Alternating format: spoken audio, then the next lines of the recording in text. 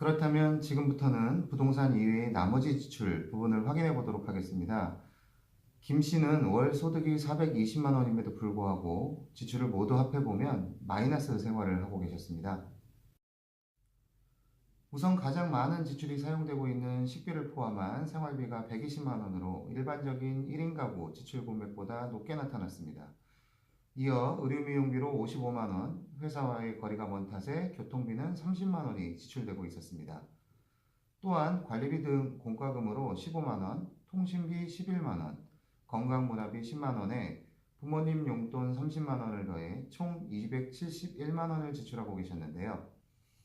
보통 싱글 여성이 한 달 지출로만 보아도 너무 과하지 않나 싶을 정도입니다. 하지만 여기서 끝이 아닙니다. 우리가 보통 비정기 지출이라고 부르는 자동차 관련 비용, 각종 경조사비, 피부 미용비, 명절비, 휴가비 등이 연간 800만 원에 이르고 계셨는데요. 이를 월 평균 지출 금액으로 환산해보면 약 67만 원을 사용하고 계셨습니다. 비정기 지출은 매달 일정하게 사용되는 지출이 아니다 보니까 플러스와 마이너스가 반복되면서 김씨 지출 개념을 흐트러뜨리는 결과를 나타내고 있었는데요. 이는 넓게 보면 저축을 방해하는 중대한 요인으로 작용하기도 합니다.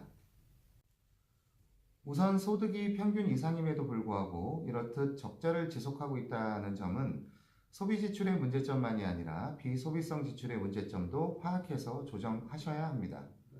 즉, 현재 가입된 상품의 확인을 먼저 해야 하고 이후 필요하다면 수정을 하는 수고를 꼭 해야만 합니다.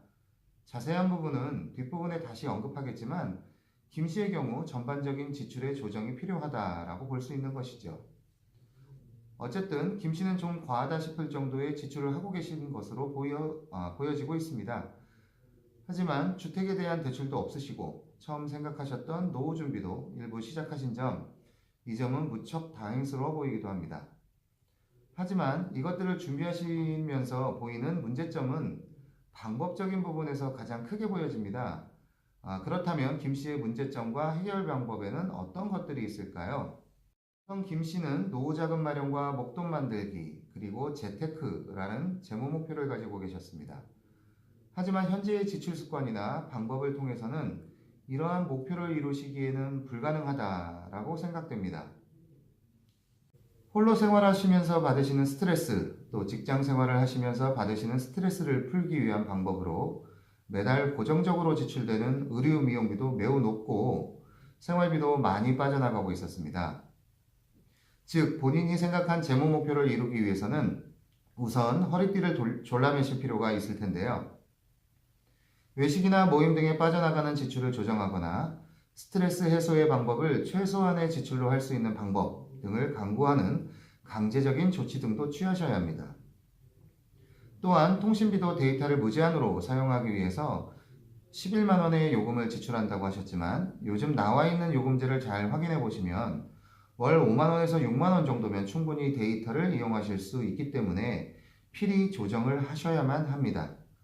하지만 무엇보다 심각한 문제는 바로 매월 평균 67만 원씩 지출되는 비정기 지출 항목이죠. 이 비정기 지출 항목은 매월 지출 패턴의 변화를 가져오게 하기 때문에 스스로 인식하지 못한 상태에서 과도하게 지출을 늘리게 됩니다. 마지막으로 저축과 투자의 방법도 수정이 필요합니다. 종신보험과 보장성 보험을 김 씨의 상황과 니즈에 맞게 재배치함으로써 보험료를 최소화해야 합니다. 또한 연금으로 알고 가입한 연금저축보험 상품에 대한 확인도 진행되어야 합니다. 물론 연금 지급은 맞지만 연금저축보험의 특성이 공시이율 상품이기 때문에 결국은 물가상승률과 화폐가치 하락 등에 대비하기에는 미흡한 점이 있습니다. 즉, 처음 가입 시 제시받았던 연금 자산을 확보하기가 그렇게 쉽지는 않다라는 것이죠. 김 씨의 재무 목표에도 나와 있듯이 싱글이신 분들은 노후 자산의 준비가 가정을 꾸리고 계시는 다른 분들보다 더 많이 필요하십니다. 소득이 단절되거나 일상생활이 불편해지는 시기가 되었을 때 생활비, 병원비, 간병비 등을 본인이 직접 해결해야 하기 때문이죠. 그렇기 때문에 개인 연금 상품을 준비하실 때는 공시이율 상품보다는 펀드로 구성되어 운영되는 상품, 즉 수익형 저축성 상품을 이용하시는 것이 좋습니다. 이때 주의하실 점은 펀드의 변경 등을 통해서 상품 내에서 최고의 수익을 올릴 수 있도록 해야 합니다. 이를 위해서는 상품 내 구성 펀드에 대해서 정확히 인지하고 변경 시기 및 방법 등에 대해서 학습을 하셔야 합니다. 하지만 일반인들이 그때그때 이를 확인하고 변경하기에는 어려울 수도 있고 또 어떤 점을 관심 있게 봐야 하는지 모를 수도 있기 때문에 전문가의 도움을 받으시는 것 또한 필요한 방법이겠죠.